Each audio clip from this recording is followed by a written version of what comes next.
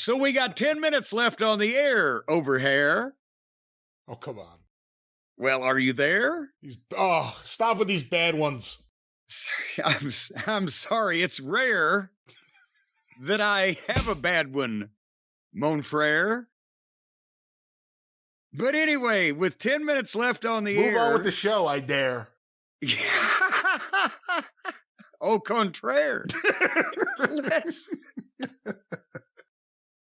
10 minutes left on the program. Jimmy, and I wish there was 10 minutes left on this program. There might not be 10 minutes left on this program. Jimmy Uso comes to the ring. And Jimmy, of the bunch of them, I believe, is not the natural verbal linguist. But he did all right. He's trying. And he did a good job. Yeah, it seems a little more real sometimes when the person isn't so fluid at it.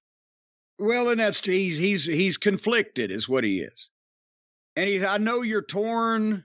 My brother, when you hurt, I hurt. I'll always be here for you like I need you to be here right now for me. And while he's talking, suddenly, and I know Sammy's made a lot of money. Certainly he can at least afford another hoodie. Or is he going to do regular laundry, I wonder? Well, he probably only wears it when he does his vigilante stuff at the wrestling shows. So that's not That's too true. often. He got it from Charles Bronson. So Sammy in the hoodie appears in the ring. And Jimmy turns around and sees him. And, I'm not here to fight. And there's the face down there because Jimmy hates him.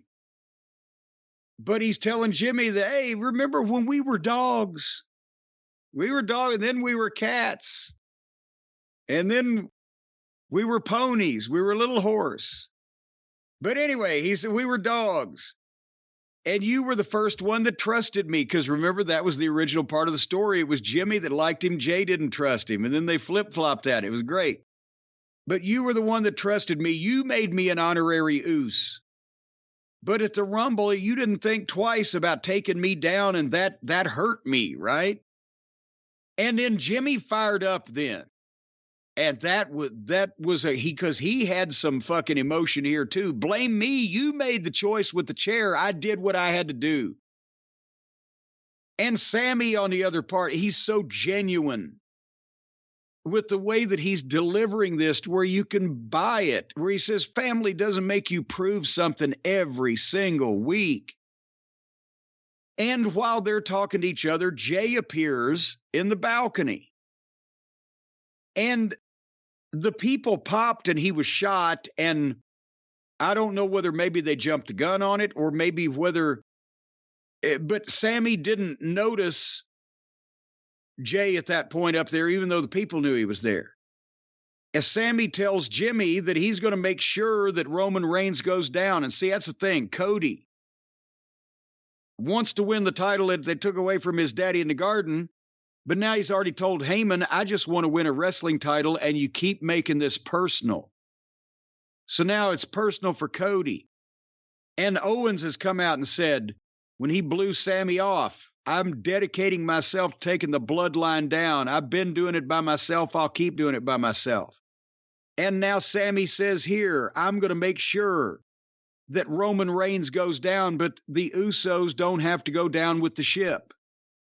He's motivated for their three top baby faces from three different motivations that have a history with each other, or in the case of Owens and Zayn, or no history really to speak of since Cody's been gone so long. And Cody's the outsider. He could be the impartial party, the mediator.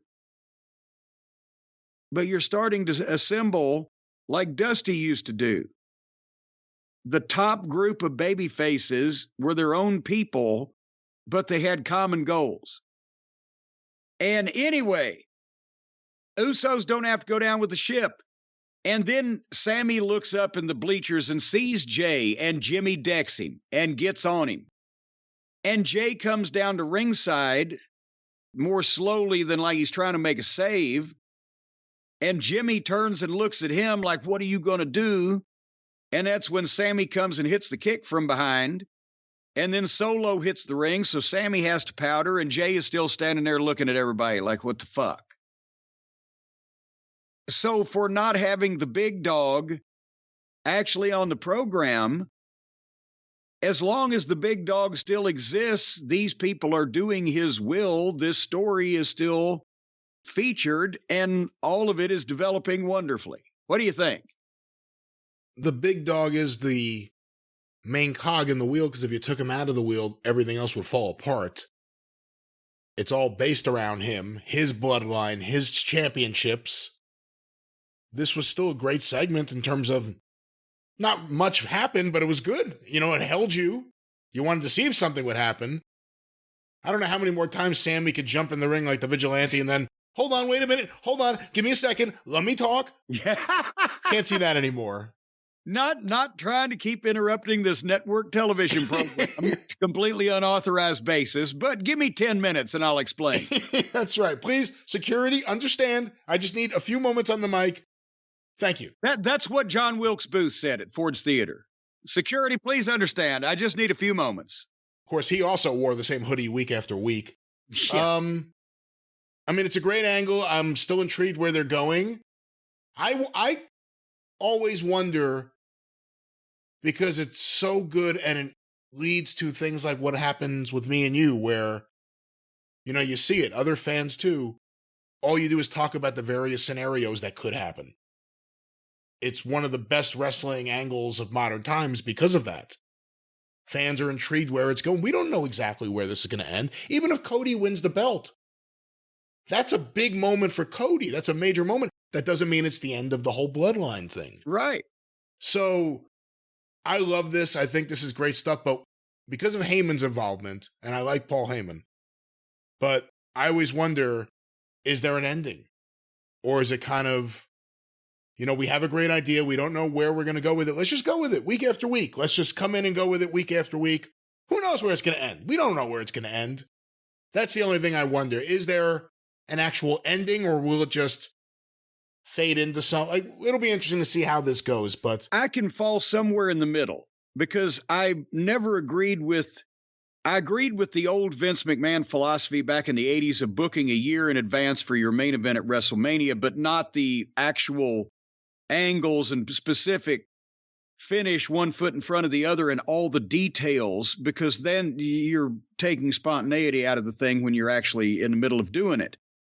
And conversely, as you mentioned, Paulie is noted for sometimes starting things and just riding the wave, and suddenly you're still riding and the wave is out from under you without really the ending. Tommy Dreamer was pile driving Beulah, and then she somehow got pregnant with Tommy Dreamer's baby, and then she announced that she's a lesbian and she wasn't pregnant anymore.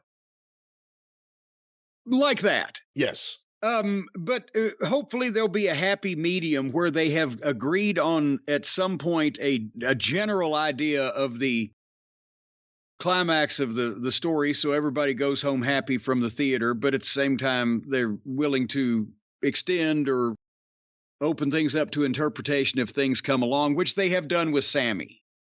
When this was originally, from what we were told, supposed to be a 3-week thing or whatever on TV, but it got over because they did it well, so they kept doing it. And, you know, I said before about, you know, you talked about roster depth, and they have 2 different brands, but really, what's the main story on both shows? It's the bloodline on both shows. I mean, a lot of these guys are now appearing on both shows. I mean, it's great. Yeah, go ahead. I'm sorry. They ain't that deep. I would say and if the networks have a problem, maybe it will be offset by the fact the ratings go up when they're allowed to use the entire talent pool.